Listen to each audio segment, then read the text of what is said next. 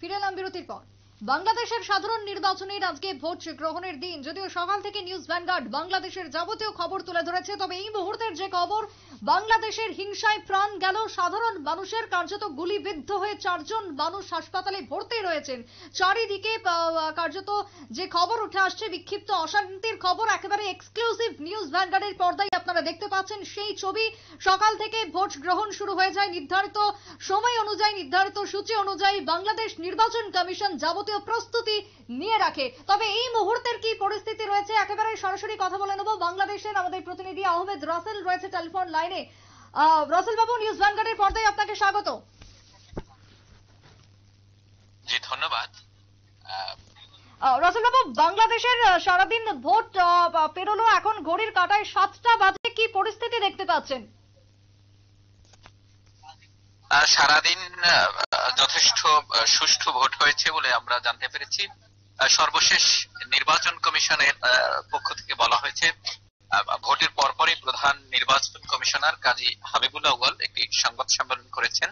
তিনি জানিয়েছেন যে 40% মতো ভোট পড়েছে।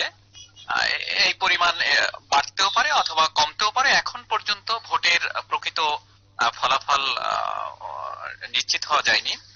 একই সঙ্গে কিছু জায়গায় বিক্ষিপ্ত সংঘর্ষ হয়েছে। ভোটে অংশ নেওয়া প্রার্থীদের সমর্থকদের মধ্যে কিছু বিক্ষিপ্ত সংঘর্ষ হয়েছে। আর ভোটে অনিয়মের কারণে 42টি কেন্দ্রের ভোট স্থগিত করা হয়েছে। এই সমস্ত কেন্দ্রে পরে ভোট অনুষ্ঠিত হবে। মূলত বাংলাদেশে আজকে 42,000 ভোট কেন্দ্রে ভোট গ্রহণ অনুষ্ঠিত হয়েছিল। আর বিভিন্ন অনিয়মের অভিযোগ এনে 18 জন প্রার্থী এই ভোট বর্জন করেছে, যদিও 2000-এর মতো প্রার্থী এবারের ভোটে অংশ নিয়েছিলেন। একই সঙ্গে বলুন।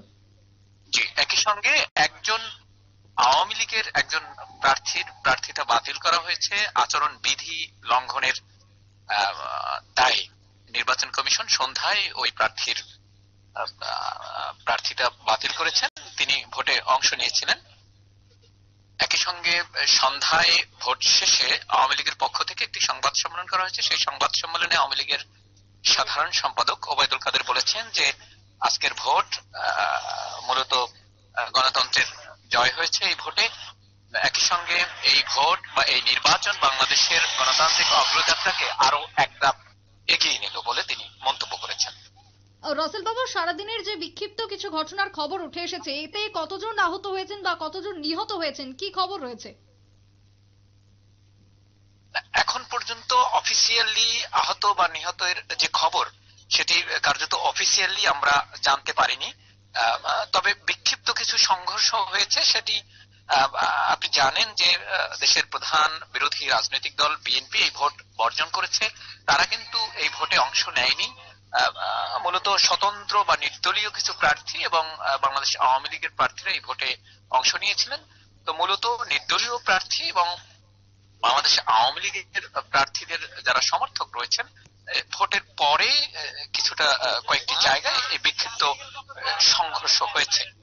তো মূলত আহত বা নিহতের খবর এখন পর্যন্ত আমরা অফিসিয়ালি নিশ্চিত হতে পারিনি। রাসেল বাবু, সাধারণ মানুষের কি বক্তব্য, বা ভোট তারা শান্তিতে দিতে পেরেছেন, কি জানাচ্ছেন? বেশিরভাগ সাধারণ মানুষই, আমরা যাদের সঙ্গে কথা বলেছি, তারা সুষ্ঠুভাবে ভোট দিয়েছেন বলে জানিয়েছেন।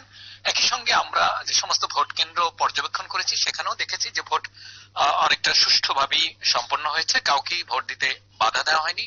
সবাই তাদের যারা কেন্দ্রে এসেছেন সবাই তাদের ভোটাধিকার একেবারে নির্দ্বিধায় নির্বাধায় প্রয়োগ করতে পেরেছেন। তবে এই ভোট বর্জন, আমরা জানি যে বাংলাদেশের প্রধান বিরোধী রাজনৈতিক দল বিএনপি ভোট বর্জন করেছিল। তো সন্ধ্যায় বা বিকেলে এই ভোটের বিষয়ে বিএনপির একজন শীর্ষস্থানীয় নেতা আব্দুল মঈন খান, ওনার কাছে সংবাদ মাধ্যমের পক্ষ থেকে জানতে চাওয়া হয়েছিল যে আপনাদের প্রতিক্রিয়া কি। উনি বলেছেন যে দুপুর পর্যন্ত যে ভোটের যে হার, তাতে আমরা মনে করছি যে আমরা ভোট বর্জনের যে আহ্বান জানিয়েছি সেই আহ্বান সফল হয়েছে, অর্থাৎ ভোট বর্জন সফল হয়েছে বলে তিনি মন্তব্য করেছেন।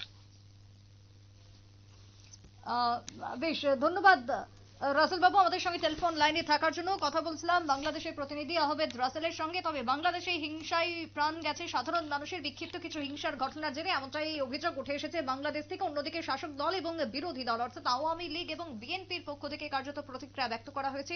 সে খবর আপনারা শুনলেন আমাদের প্রতিনিধির কাছ থেকে। একটা ছোট্ট বিরতির পর ফিরছি, সঙ্গে থাকুন।